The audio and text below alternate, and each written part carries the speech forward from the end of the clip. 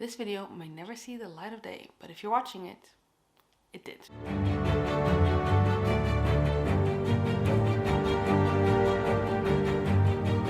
Hello lovely book dragons, and welcome back to my channel, or welcome if you're new here. My name is Joana and I love to talk about books on this channel, specifically fantasy books. I do read a little bit of other things this year. I'm pushing myself to read outside of just pure fantasy, but fantasy is my main genre. And today I decided, really on a whim, which is why I'm not wearing makeup. I'm wearing just like quickly before I step into a meeting, I'm starting this vlog because I decided I wanted to vlog my experience reading The Wheel of Time by Robert Jordan, finished by Brandon Sanderson. Now, why am I holding up The Great Hunt? Why is this vlog entitled The Great Hunt Vlog? Because I read The Eye of the World in December. Didn't tell anyone about it, just kind of like, I was talking with my friend Sophia. I was like, you know what? It was the week between episode 7 and 8 of the show. And I was like, listen, is there going to be something in the last episode of the show that will spoil something a main event in the end of the first book? Because I had fully gone into the show not wanting to read, like I own the books, but I wasn't super fussed about reading them. I thought maybe this is something I'll do eventually. Maybe the show will make me want to read the books. Maybe the show will make me not want to read the books. So I was kind of waiting on the show. And then between episode 7 and 8, I was like, you know what? Is there something that could still be a massive spoiler for Eye of the World? And she said yes. And I said, you know what? I'm going to read The Eye of the World then in that week between episode 7 and 8 so that I can watch episode 8 after reading The Eye of the World. Precisely what I did. I had a wonderful time. I thought this was going to be a chore, a drag. I thought I was not going to like this. I thought this was going to be a 2.53 star read. It ended up being a 4/4.5 star read. I really like this. This book reminded me why I do love classic fantasy. And this could be a combination of the fact that it has all the classic tropes. It is classic fantasy. This first book is very much an ode or inspired by The Lord of the Rings. You have so many similarities. But it's also the fact that I'm listening to these. I am doing an mostly audio but also immersion reading of these, so I mostly listen to the audiobook, but when I can and I just sit down, then I immersion read. And it's Michael Kramer and Kate Redding who narrate the books, and Michael Kramer's voice has become a comfort voice to me because he narrates the Mistborn series, and Mistborn is my favorite series, and it is a comfort series absolutely for me, and so this has now been synonym of comfort. And so I read the first book, really liked it, and I had some theories in here, and I will talk about it in here because I know some people that are watching this video. I will not spoil this one. I will just do like a massive series spoiler that I predicted, but I will tell you when that is, and then this will be a spoiler vlog for The Grey Hunt. But I was reading this and I was like, you know, in the beginning when I started my journey with this series is that I started this first book in 2020. At the beginning, I broken my leg before New Year's Eve in 2019. So in 2020, I was bedridden for quite a while until my leg was healing. And I had started this book, borrowed out from a friend, and I was like, you know what, I want my own copy because I want to annotate them. And then I heard from a lot of people, you don't need to annotate anything because Robert Jordan will remind you of anything that's important. I have figured out since then that that's true. He does remind you of everything that's important. And so I decided, I had decided to put it down back then, and I was already liking it, but I put it down. And then now I picked it back up. And I did realize that I was thinking a lot about these books, and I was making a lot of predictions and a lot of theories and a lot of things coming into my head. And so I was like, you know what? Instead of shouting it at my friends and in the various discords, I do want to keep kind of like a diary of me reading the series. And I have some friends who do this, like Grace Dion. She does this, and I haven't watched any of her videos because she started, I think, on book 4, and I'm waiting to catch up so I can watch her videos. And Sophia, with Sophia's Thoughts, also has done this, and I will leave their channels linked in the description of this video so that you can go check out the Wheel of Time content if that interests you. So I've been talking with people who have read the series, Hillary, and I'm talking with Andy on Andy's Discord. We're reading these books, which I will leave everyone and every Discord and everything in the description. And so, you know what? And I'm buddy reading now The Great Hunt with Zara, and I'm shouting all my theories at Zara, and I was like, you know what? I also want to have my own video where I kind of keep this in one place. So here we go. This is the beginning of my Wheel of Time documentary on my channel, of me documenting me reading The Wheel of Time. If you don't want to know a massive serious spoiler, like honestly it's huge for a certain character, so please come back when I have put this book down. I will try and leave timestamps actually in this video, so then I will have this marked as a spoiler, so you can just skip this timestamp to the time when the spoiler start. And you know what I'm saying. Massive spoiler coming in 3, 2, 1. When I was reading this book, at some point, someone is talking. Egwene is talking to someone, and I'm thinking it's Moraine because it's the only person that it makes sense. And Moraine says, "Oh, Egwene is so powerful, and she could become the most powerful Aes Sedai to have lived in 1,000 years. She could even become the Amyrlin Seat." And I was like, Sophia, I have a theory. I think Egwene is going to become the Amyrlin Seat by the end of the series. Now, I also started The Great Hunt, like I said, and again, in this book, at some point, because now I'm also looking out for it, I think someone else is saying, I think it's when Moraine is talking to her other Aes Sedai sisters, she's, or to Swan, I don't remember, she's talking to someone, or she's thinking, I don't remember, but it is Moraine, and Moraine is thinking again, oh, Egwene is so powerful, maybe she could one day sit in the Amyrlin Seat. And I was like, okay, she is gonna be the Amyrlin Seat. Andy and Hillary had a live show about the first book, this one, and they talk about it, and then Andy was saying that she had read a massive spoiler for the series and for Egwene. I think she had specifically said it was Egwene. Yeah. And I was like, oh, so maybe it is that. And then I was like, in the comments of that live show, I said, you know what, this is my theory of what it is. And she didn't confirm it, but then someone who was watching her video and who was going through the comments is like, yes, you are correct, but how did you find that out? And I was like, I didn't really want to know, but now that I know, I don't care. And I was like, yeah, because Robert Jordan tells you twice now in the first 2 books. So there we go. And knowing that I was right, I wanted to document my theories, my feelings of everything. So let's go. So that was it. That was my introduction. That was my spoiler, huge spoiler that I caught for there. We're 7 minutes in. Wonderful. So I have started The Great Hunt, and I am on page 112 at the end of chapter 6, which is the chapter where everything goes down in Faldara, and they're there, and Rand is being a bit moody, as Rand is, and he is talking to Nynaeve, and then he says the Dark One's name, and she's like, are you insane? Are you insane, man? And then the bells start ringing, the drums start drumming, everything starts being chaotic because someone broke Padanfain free. So now Padanfain is gone, Matt's dagger is gone, Matt and Egwene are passed out, and the Horn of Valyr is gone. Did I say that already? The Horn of Valyr is gone. So what we see at the end of season 1, where Padanfain goes away with Horn, happens here. And so that's kind of where I'm at right now. And I already have theories. So in the prologue, we open up with this meeting of the forces of dark, I guess, and with this man who, he says it like, it's funny, the man who called himself Boris. So we have him, and then we see that they're getting orders from, I'm assuming it's the Forsaken or something like that. Like I said, I do listen to these as I drive, so I do try to catch as much as I can, but there is a Aes Sedai in that midst, and it's the Black Aja.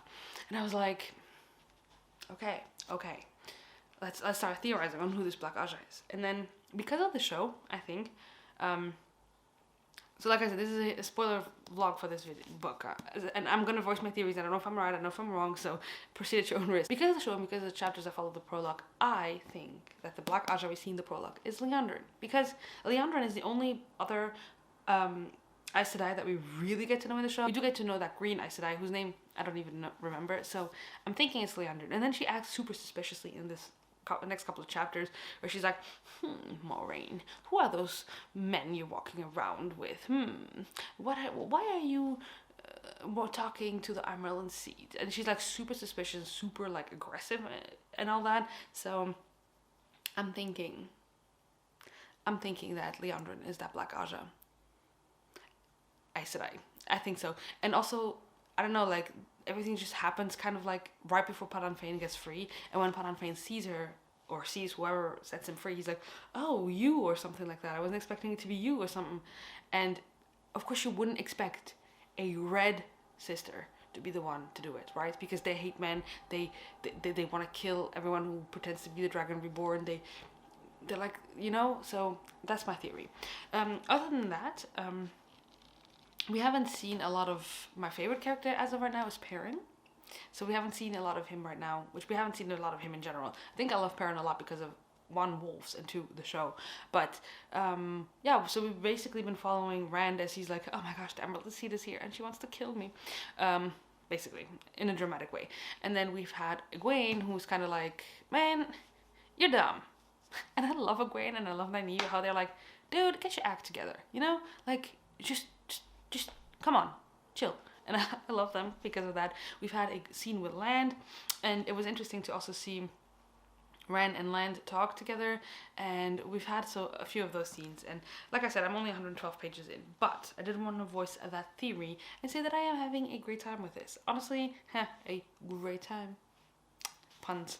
But yeah, I'm really liking this series, honestly, right now. I am liking this book. I saw that Klaus gave it 1 star, so he did give the first one 4 stars. So I'm really surprised because a lot of people that I've talked to have thought that this one is better than the first one, and that it is faster paced and that it is a tighter plotting. So I'm surprised to find out why Klaus didn't like this one when I'm done, which is when I'll watch his review.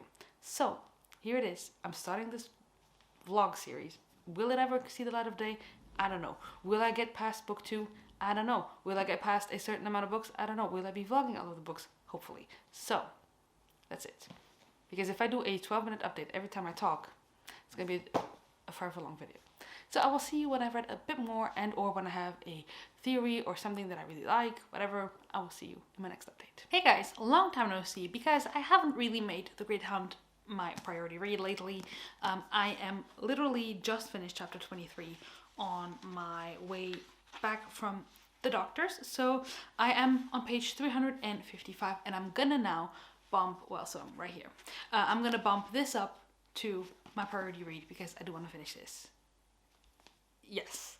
I don't really remember what I said to you, but a few things I wanted to mention. So I don't know if I talked about the fact that the whole Rand and Celine, is that her name? I listened to the audiobook and then I don't really see things, and I haven't listened to those chapters in a while. So I'm thinking it was Celine, right? I think so. But how annoying is he when he's like, she's just so pretty. She's just so pretty. I'm like, she's just so freaking fishy. Like, she smells like a fish market. That's how fishy she is. She's weird. She's creepy. I don't trust her. And you are just blown away by her beauty. Mr. Rand al'Thor, get your act together. It's quite annoying. It's quite annoying, but in a, like, not in an annoying way that it doesn't make me want to read. It's just like, you're so dumb. You are so dumb. But it's okay because I'm still liking it. One part that I really liked, I don't really remember which chapter it was in, but when Moraine tells Lan that she gave him off to another Aes Sedai should something happen to her.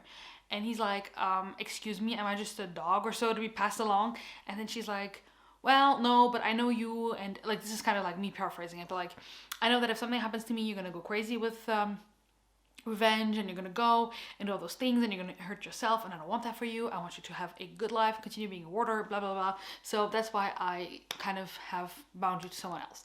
And then if that doesn't work out, that person can just like pass along the bond to another Aes Sedai that you actually want to be bonded with. And he's like, oh, so I'm just a parcel.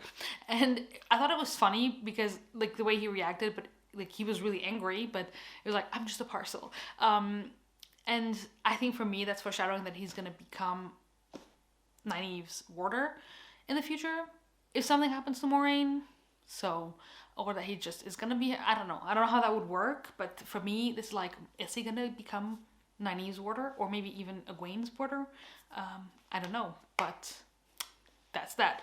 The chapter I just read was just so freaking good. It was chapter 23, which is called The Testing, and this was Nynaeve's testing to become an Aes Sedai.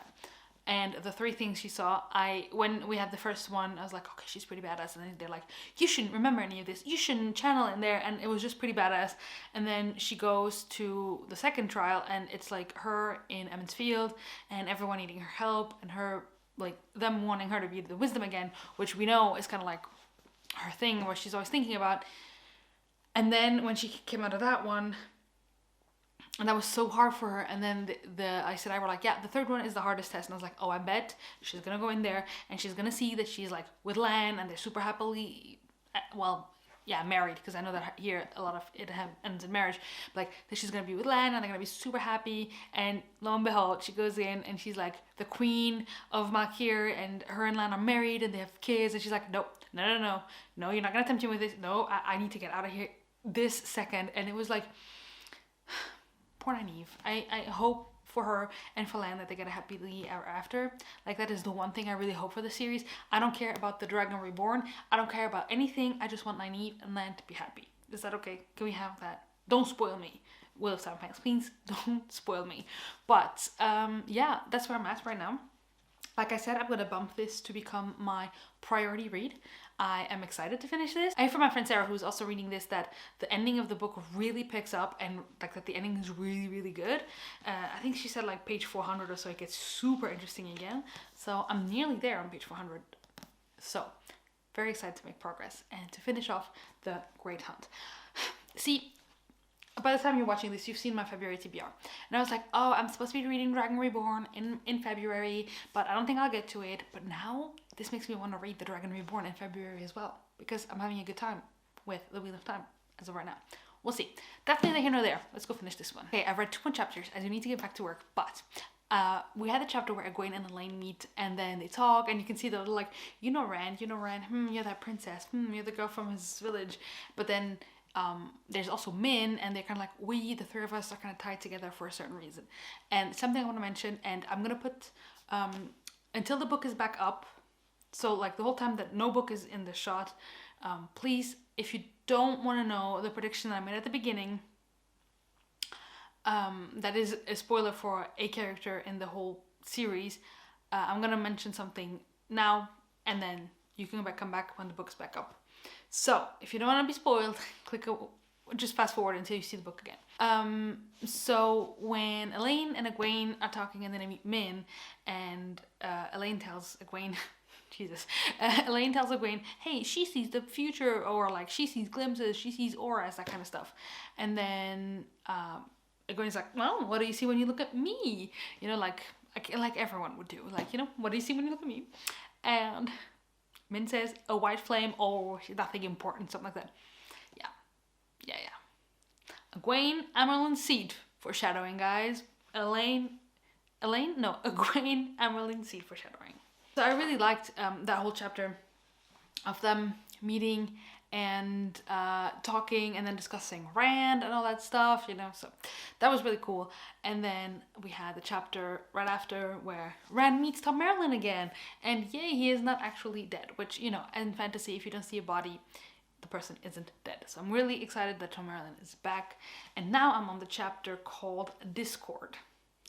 So yeah, I don't know what is gonna happen now. I have literally like 290 pages left of this book, so basically 300 pages. I'm excited to see where this goes, but I'm gonna go read. I'll read more, and then I'll update you when I've made more progress. Yay! Hello! I'm here to finish off The Great Hunt, which I finished a few days ago, and I just haven't updated this vlog yet, but I am about to get ready to go on a live show to talk about this book with Andy over at Read by Andy. I will leave, of course, her channel linked down below, and the live show in case you missed it. It was really sweet of her. She messaged me asking, hey, I know you're reading it. I was reading it with her Discord, and she asked if I wanted to be a part of the live show. And so we're going to be talking about it in a few minutes here, but I thought I would come and update you on my thoughts of the ending of this book. So the first thing that I noted was Liandrin betraying them, which, I mean, I saw coming, of course, because she is fishy. I kind of knew she was going to be Black Aja and that she was going to betray them. It was like interesting how everyone's like, okay, we're just gonna follow her, no one is asking questions. She was really cryptic, and then all the women just like, okay, we're gonna follow Liandrin Sedai, and I'm like, no, don't do it, and yet they did. So that was like one thing, but it wasn't like, it's just, I wanted to mention it because I had mentioned how I had that suspicion that she was Black Aja, and I was right. A scene I really liked was when Rand got to see all his past lives, and every time the Dark One was like, I win again, lose, Theron. I win again, lose, Theron. And then he's like, my name is Rand al'Thor, and I really like that. I just thought it was so cool. And there's always something, you know, like when there's prophecies, when there's like, especially this type of like reincarnation prophecy, that kind of stuff, often people kind of lose themselves in that role they have. And I really liked how it was so important to him that he, like, the previous dragon may have failed, but he's Rand al'Thor, and he doesn't want to fail. He doesn't want to go to the dark side. He is not going to be like Luster, and he's gonna be Rand al'Thor. He's gonna be a different sort of dragon, which I really liked. And you see that again when later on when the horn is when Matt blows the horn and then the heroes of the horn come and people are like, oh, Lewis Theron and stuff, and he's like, just I'm Rand al'Thor. Okay. Then we had the whole stuff with Nynaeve and Egwene and the Sunshine. So the Sunshine, however you pronounce and or write it, they were brutal. I thought they were super fascinating, and we kind of get a glimpse of them at the end of season 1 of the show, which is absolutely ridiculous. It's something that I didn't like about the show, is how they showed at the very end these people arriving on their ships or on their boats, and then they attacked that little girl on this beach. And you're like, what is it? Like, it's cool that you're teasing something new for the following season, but you're not giving me any context. You're not giving me any... The only context you're giving me is that there's Aes Sedai that are chained and they're channeling. That's all. And they're attacking this little girl on an island. So you're kind of thinking, is this like the girl is important? Is it... What is it? And here you actually see how brutal they are and how also hypocritical it is, because some women, the women that carry the leash, what was it, like the Damani and the... and the Suldam, that's it, the Damani versus the Suldam, and how they're all women that can channel, but ones are holding the leash and the others carry, like some carry the leash and the others are leashed. And that was really interesting. Also, like the hypocrisy behind it, and it was just very interesting to see, but also like very, very brutal. And when Nynaeve was like, I'm gonna put the leash on you, she was so strong. I love Nynaeve because Nynaeve is really about protecting the Emmonsfield kids, and she's like, this is my mission, I'm going to protect them at all costs. And she will go so far. You know, like that thing where people are like, oh, mothers that can lift cars to save their children. I feel like that is Nynaeve with the Emmonsfield kids. She will stop at nothing. She will fiercely protect them to the end. And I love seeing that about her. And yeah, I just thought it was really brutal. Like, you got a glimpse of the darkness that's in Nynaeve, which was super interesting to me, because something that I was afraid of was that this series was going to be just like your clear-cut good versus bad guys, you know, because it's classic fantasy, and often it's like that. I like characters that are morally, not even morally gray, I love that, but there has to be some nuance to them. It cannot just be, I'm the good guy and I'm the bad guy and that's it. And so I really like seeing that in Nynaeve, because she's one of my favorite characters in the books as of right now, and seeing that, how she can be cruel and completely heartless towards their enemies just so she can protect the people she loves the most. I thought that was so fascinating, so interesting. And also kind of going along with the Sunshine and the whole Egwene Nynaeve kind of plotline, I really love seeing the emotion in Egwene after she was freed, and she was like, no, I will not be put in chains again. I won't do it. I will not. And she was really, you could see the PTSD that was in her, all the trauma that she had just lived, and how she was mistreated by these people. And if I don't remember correctly, but I think she was like, I want to kill them for what they did to me. But then, no, I don't want to be like them, but I do want to kill them. And seeing that kind of stuff in these women, I thought was just phenomenal, and I really, really liked seeing that. I didn't have any hopes going into this series, honestly, with the female characters, because of what I'd heard. I'd heard that Jordan's female characters were not well written, and honestly, I will say this as a wrap up later, but I find myself caring way more about the female characters than about the male characters in the story, and I'm seeing a lot more depth in Egwene and Nynaeve than I am seeing in Matt, Rand, or Perrin at the moment. So I really love those scenes. Then there was the revelation of Ingtar being a dark friend. I didn't really, like, honestly, I think this is also because I wasn't paying close enough attention to the book. Maybe. I don't know if I would have seen it coming otherwise. Like I said, the parts of the men were a bit more boring to me, and the middle of the book was a bit boring, and I was listening to the audio, but I didn't feel like the first book I read in a week, so everything was really close together. And here, that middle part I dragged out over a couple of weeks. I read the first 200 pages very fast. The last 300 pages, or yeah, the last 200 to 300 pages I read really fast, but like that middle chunk I didn't, and so I didn't spend enough time caring about Ingtar and all that, so I didn't really spend time thinking about that he would be a dark friend, but that was pretty cool to see. And then we had the Heroes of the Horn, and I really love that.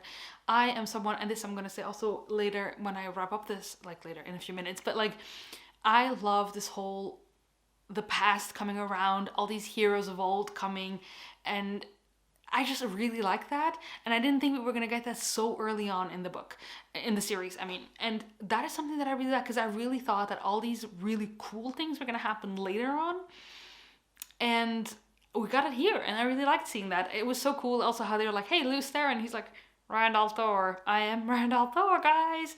So I really like that.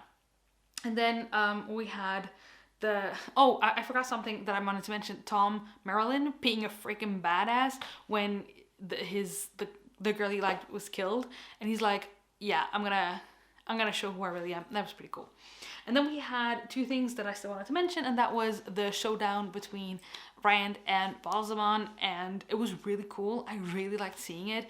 I really liked, like, I can only imagine, like, if you're there and then you see these beings fighting in the sky. It's a bit corny. It's corny, yes. I could totally see it being corny for some people, but I liked it. I loved that showdown. I loved seeing Rand, like, kind of come into his own, and like everything with accepting that he's the Dragon Reborn and that he can channel and he needs to do this. And I don't remember, I've watched a few reviews after finishing the book, just because sometimes I feel like it helps me settle my thoughts.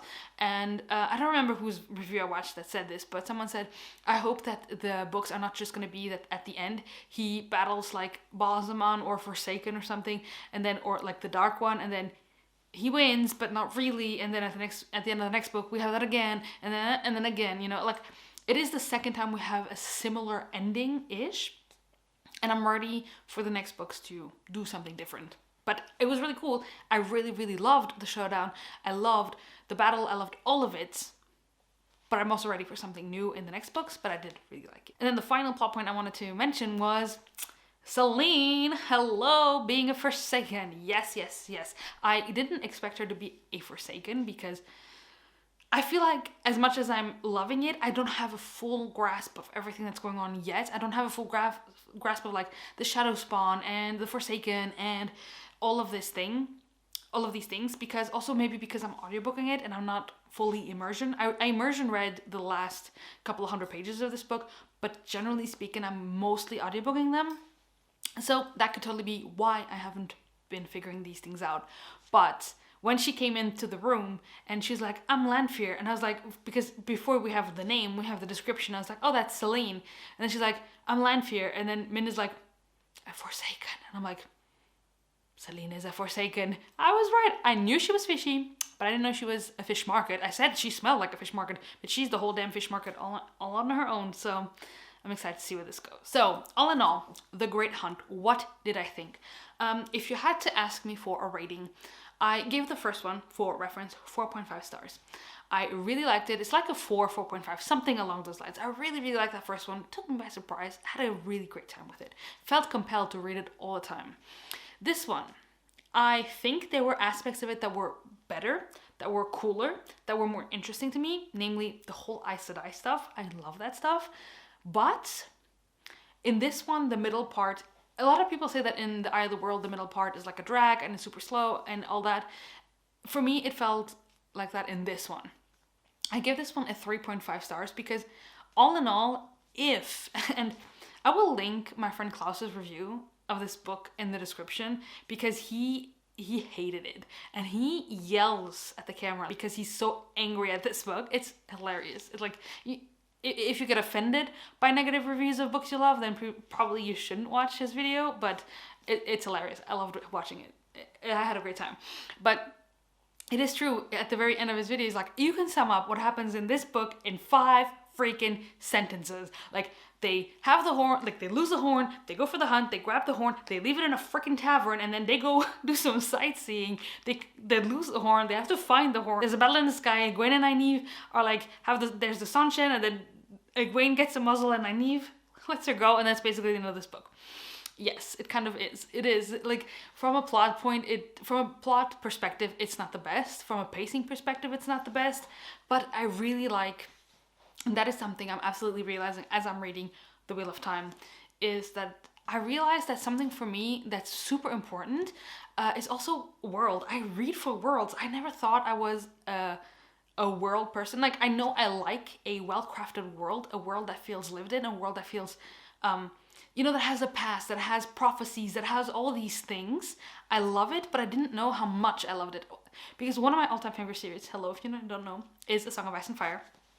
And as much as I love the world, I thought I read it only for the characters, but I realized that a lot of the things that keep me interested in the world of Ice and Fire, yeah, is all the prophecies, all the backstory, how rich it feels, how like there's so much to discover. There's all these continents we've never been on. There's all these histories and lores and everything, like at the Citadel that the people are keeping there, you know?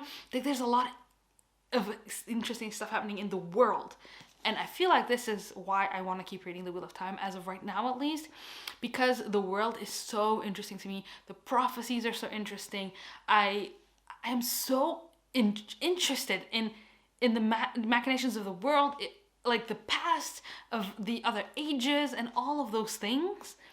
Yeah, so this series is making me realize that, yeah, I like world building apparently a lot. And then, yeah, the other thing which I already alluded to is that, to me, at this point in time, the strong points of this series are the female perspectives. I am absolutely loving Nynaeve. I love Perrin, but I think it also may be from the show and because he has the wolf thing going on, but we don't get enough Perrin. I feel like Perrin still needs to come into his own, and it makes me sad because I want to see more of him. But right now, there's not a lot to say. And then, yeah, right now, I will say I love Lan. But again, in this book, we didn't see Lan that much. But I love Nynaeve and Egwene's perspectives. Egwene is a bit more like the silly, you know, when they start giggling and stuff. But I really like Nynaeve. I like Moraine. There's no reason to not like Moraine. And yeah, I'm very interested in everything that's going on in Tar Valon, in the White Tower, and everything with the Aes Sedai. All of that is, to me, right now, the most interesting about The Wheel of Time. Of course, I think going forward, I can see myself being, of course, even more invested in what's going on with the last battle and with all of that stuff happening. But yeah, I have no idea where the third book is going to go. I really like that at the very end of this book, we have that finally he accepts that he is the Dragon Reborn. There's no more the reluctant hero, but at least, like, I don't know if he's still going to be like, ugh, I wish it wasn't me. Maybe, but at least now he's like, okay, I am the Dragon Reborn, so let's move forward. So I have no idea what's going to happen in the third one. Here, you could tell from the title it was going to be The Hunt, but from the Dragon Reborn, maybe it's just Rand coming into his own? I don't know. I don't know what to expect from the rest of the series.